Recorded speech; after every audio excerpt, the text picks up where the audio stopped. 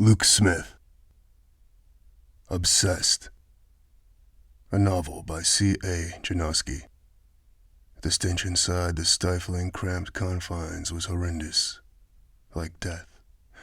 The sickening sweet odor of rotten meat surrounded her. She tried breathing through her mouth. It didn't help. She could taste the stench. She had gotten herself into this. She could get herself out, she thought, determined. Murky light filtered through thin slats in the top of the rusty metal door. She lifted her face up. The pungent aroma of burned oil wafted in. Widening her nostrils, she sucked in the stale but more palatable air. Wishing it was laced with nicotine, she sucked the musty air deep into her lungs. The direness of the situation had her craving a cigarette more than ever. I shouldn't have given up on the patch so quick, she thought, frustrated. Again, she inhaled through her nose.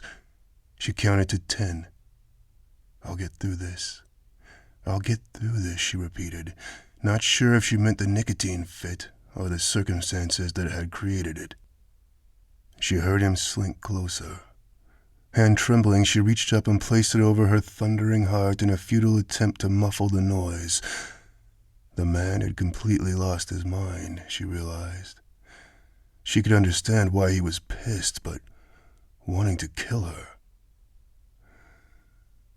The sweat dripped down her face. A drop rolled languidly over her brow. It dripped into her eye. Shit, she whispered, blinking away the salty sting. She pulled out the collar of her shirt and dabbed at the bleary eye. I know you're in here, he called. He sounded too close for her comfort. Hunching her shoulders, she ducked her head down and squeezed further back into the cramped hiding spot. In the process, she stepped on something soft and spongy. Frowning, she peered down in the darkness, straining her eyes to see. A dead rat, she realized in horror. Her body shivered in repulsion. Revolted, she watched in the gloomy light as maggots ate hungrily at the rotting flesh. She slapped a hand to her mouth and gagged. Could it possibly get any worse? She wondered in dismay. She yanked her foot free of the gore, shuddering at the wet squishing sound it made.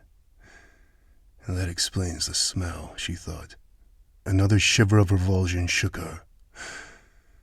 With a Herculean effort, she controlled the gag reflex, fearing the noise would give her away. Quiet as possible, she scraped the putrid guts onto the bottom of the dingy locker. Don't think about it, don't think about it, she repeated fervently in her mind.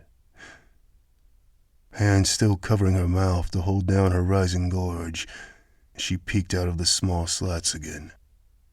He stood about 5 feet away, she saw. Damn it, she thought. She had to get out of there. Nevaeh, come out, wherever you are, he taunted. Wishing for the ability of astral projection instead of the meager gift of clairvoyance, she thought back to the beginning of the nightmare, a couple of weeks before.